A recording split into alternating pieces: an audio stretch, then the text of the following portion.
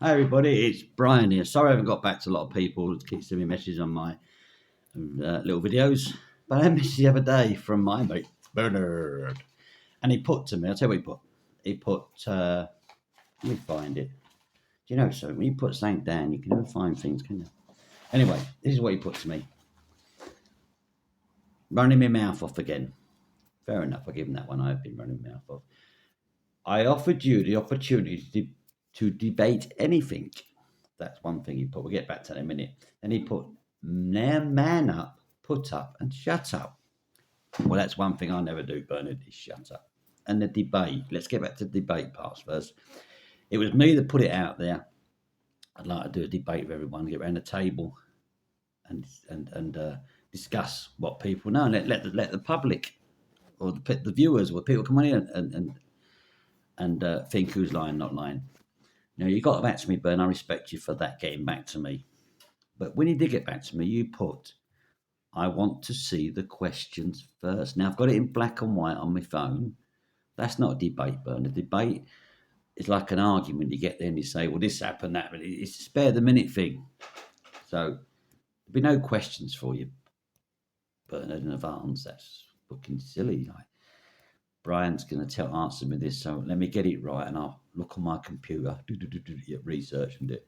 So stop being a silly old man there, Bernard. Colton didn't get back to me, which is Colton's choice. I'm not going to go on about Colton and more. I've asked my question to Colton. He hasn't got back to me, so that proves me right and him wrong in my eyes. One of them did get back to me, and his words were, not being too rude, he wouldn't sit round the table with a fat fucker like you because you're full of shit, which I've got to agree you are, Bernard, Mr. Know-it-all. Another thing is, Bernard, you had a debate, you got on a podcast with Terry Stone the other day. Now, Terry seems a right nice bloke, and I like him in the films. He plays a good part. And he was going about how Craig drugged me because he thought it was a grass. Now, you never knew that until I put it out there. So don't make out that you did. If anyone sensible would have done that at the podcast, they said, yeah, I heard Brian say that his brother drugged him. Not, yeah, Craig drugged Brian because he thought it was a grass, though you knew, because you didn't fucking know. And that he's done it many a times. That's another full of shit you're full of. I don't know where you come from. You know what I mean? That these things and these threats you keep, you can put as many threats you want at it, Bernard. You threats won't bother me. You're an old man like me. I'm 5'7". I'm not a fighter, but I won't fucking back down for you. So that's one thing there we're going to answer. Another thing we're going to answer now. If you know it all and you was their so-called partner, who was the supplier from Amsterdam? What was his name? You name the person. I know him, and I'm going to name him in the next podcast. Then I will apologise to you with all my heart, but you don't fucking know him. Supplier from Amsterdam. That rhymes it. The supplier from Amsterdam. Supplier from Amsterdam. Anyway, who was supplier from Amsterdam? Who was they introduced to in Cork? Come on, tell me, Bernard. You're the man of tricks. You was their so-called fucking partner, as I say. But you weren't, so you wouldn't know. There's only one person that knows a lot about them, and that's Mark Randall. He was the one that introduced them. He was the one that helped them get most of the drugs. And I'm going to name the supplier and who they owed the money to, and the drugs that were lost in the pond, all that lot I'm going to name. We get back to Kevin Whitaker. You say Kevin Whitaker was killed by Craig and Tony. You're wrong again. Tony had no part in Kevin's death, and it wasn't. They didn't go out to kill Kevin.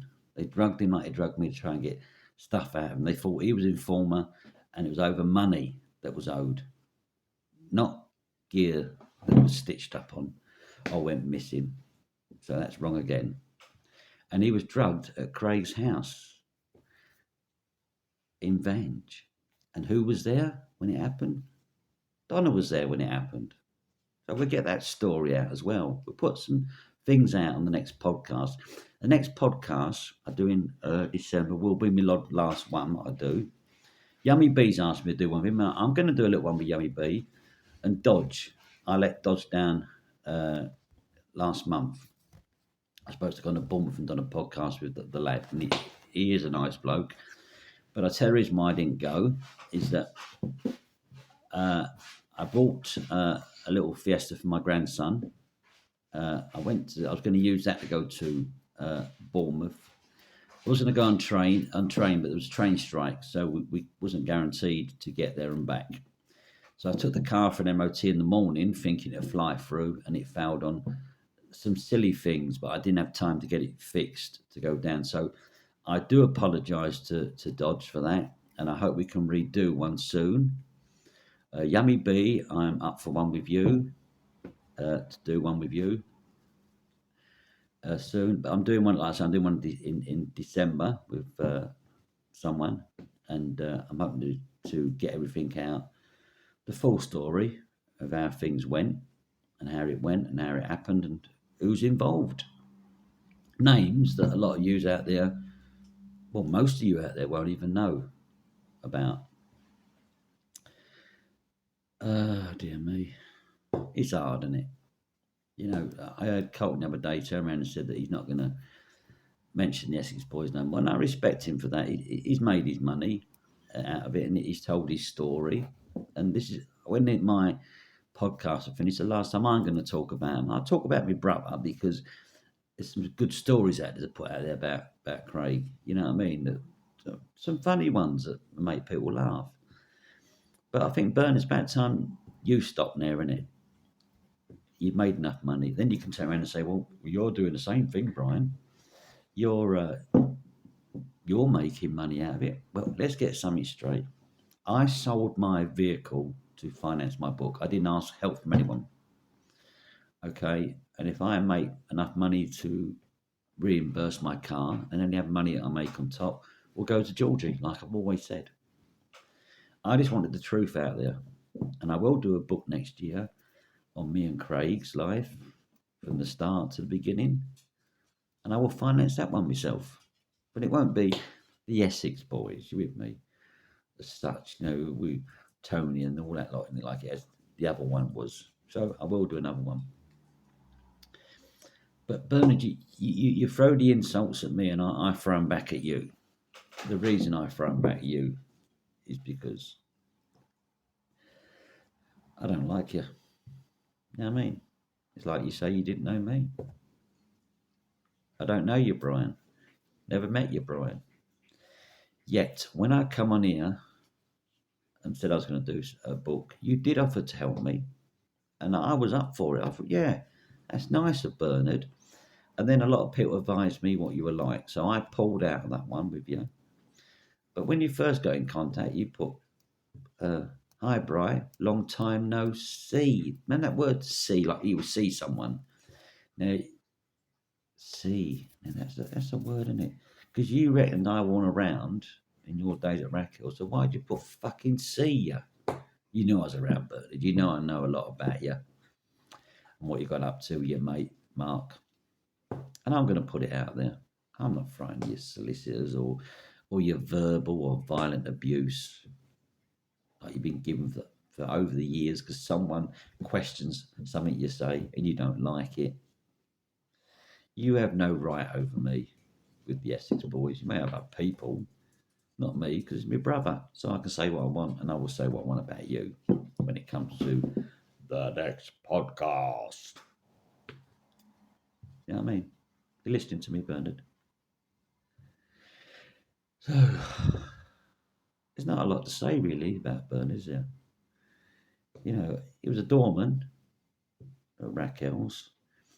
He worked for Tony and Craig. He made Ed Dorman. Yes, he did make Ed Dorman. Not many people liked Bernard on the door. He made himself out to be the biggest tough nut going, which I'm not saying he couldn't handle himself, Bernard, but I've seen you go a few times and it wasn't always with your fists, was it? We know that. And you relied on the other lads. Remember the time when you got put in your ass I'm going to mention that as well, Bernard. Yes. So you're going about me. Anyway, you're going about me being a grass when you put that little threat to me about the Emmons brothers. We go back to that one again. Yes, Michael did get the gear from the Emmons brother, not brothers, brother. And he did get pulled at Dartford Tunnel using my car. Doesn't mean I grassed him up, Bernard, because I know deep down I didn't grass him up. I have no intention of grassing anyone up. But you can call me what you want. It's end of the day, it's sticks and stones. With like, man up, put up, shut up. I think you want to man up, Bern. I think one day you want to get out of your fucking bed and turn around and say, look, I'm going to call it a day. I've conned everyone fucking left, right, and centre my research. Because that's all it is with you, isn't it, Bern? Research and then pinching everyone's ideas that makes your books. Hey, like your so-called Pat begged for his life in the back of the vehicle. Would you know that? Was you that little shit fly on the wall? Not on the wall, sorry, on the glass window, looking. No, you weren't, Bernard. It's like when you found that cartridge in the field. That wasn't there, Bernard, was it? It's another one of your fucking lies. Eh? And that you know that Tony and Craig killed Whittaker, but Tony didn't kill him. I'm not saying Craig didn't tell Tony and Pat what went off, but you didn't do it, did you? You didn't know about it. Another lie. How many more lies are you going to say, Bernard? It's like you turn around and say, we've done research on my dad. All right, he lost his life. And Craig had a chip on his shoulder because Tony told you. That's a fucking lie because Craig didn't know his father was killed. Oh, dear me. Keep sending your little fucking message to me, Bernard. I don't care. I really don't, because I'm going to do that podcast and I'm going to mention a lot more out there. And another thing is, I forgot about, you threatened me with going and seeing Lorraine doing opening the video. Now, a lot of people don't know who Lorraine is, so I'm going to tell Lorraine's my mother. We don't see eye to eye. None of the kids see eye to eye with each other. They don't talk to my mum, and I don't talk to her. We have our reasons. That's our reasons. But Bernard will make a story up. Don't worry about that. Didn't my mother want to take you to court, Bernard, for putting those pictures up? Do you remember, Bernard? So I don't think she's going to fucking talk to you. And if she did talk to you, there's nothing she can say that's questionable what I'm saying, because everything I'm saying is the truth. Now, you got these police officer friends that we know you have, and these little friends you talk to, reporters, is it reporters?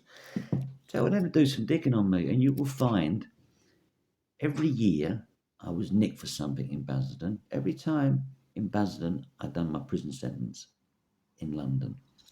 So I was around for the majority of the time, Bernard. I was a nobody, just like you. All I did was got the cars for them.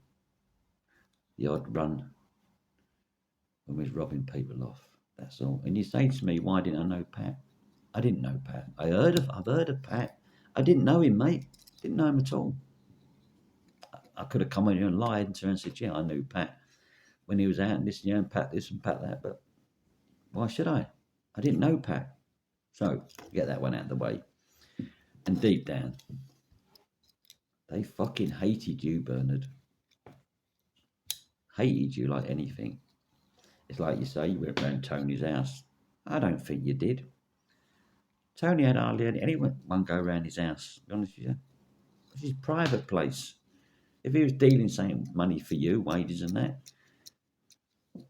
he would have met you somewhere. The only person he trusted, or people he trusted, was Craig and Lee Chapman. He didn't trust you.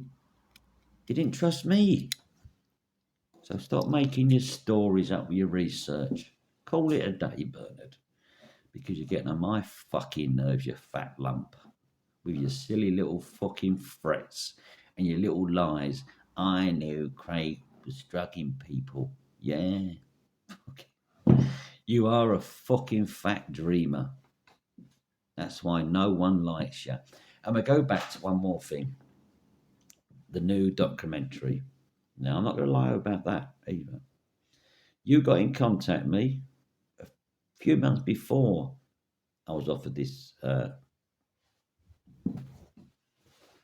documentary thing, and you said you knew someone, which is fair enough, you did. And then they got in contact with me, and I discussed money, and they put me up in a lovely hotel, and we'd done a documentary, and I told a hell of a lot of stories on there.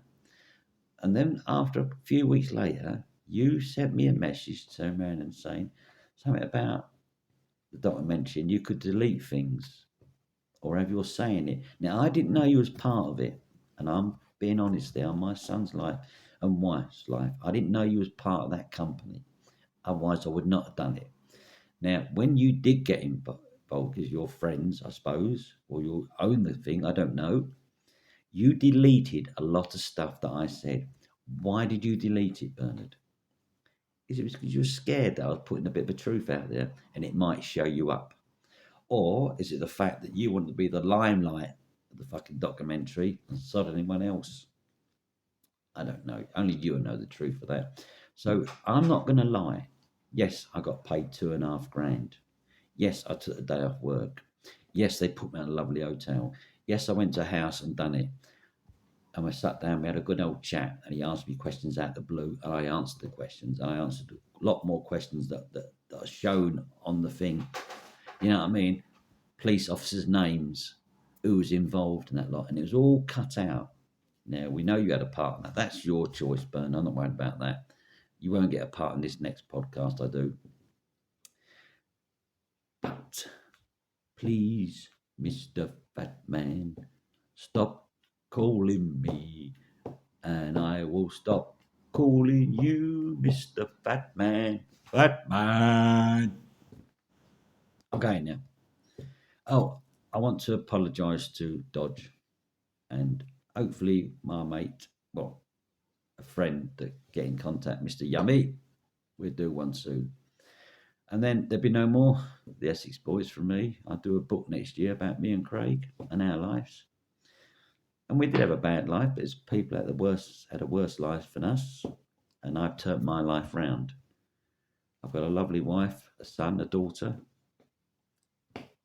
So you can change your life round, Bernard. You can become a normal person and live a normal life and do what everyone else does. Get up in the morning, go to work, come home after an 8-9 hour shift, have your tea or a shower first, whatever you wish, watch telly and do the same thing next day. Don't lay on your fat ass in bed till about 10 o'clock, then get on your computers, do your research, start abusing people. Because that's what you do. Someone challenged you, Bernard, you do not like it. That's not called debate. That's just called, I can't think what it's called. End of the day, ignorance, bad manners. I don't know. You're a fucking joke, Bernard. Anyway, I'm going because it's Saturday night and it's bloody hell, it's 7:30 and I've had a day at work and I'm knackered. I've got off tomorrow and then back Monday. We just landed a £30 million contract at Yorkshire Water. So I'll be in work for a few more years yet before I retire. And with the money I make, I'm going to go and live in a massive villa abroad. Joke, joke. I'll still be living in my house with my wife. Hopefully my son will have left home by then and gone to his own place with his girlfriend. I don't know. Anyway, I'm going now. Thanks for everyone to listen, but I am going to put out there who the supplier was of the drugs, all about Kevin Whitaker. And I wish the others would like to do a debate just to shut that fat fucker up because he's getting on my nerves.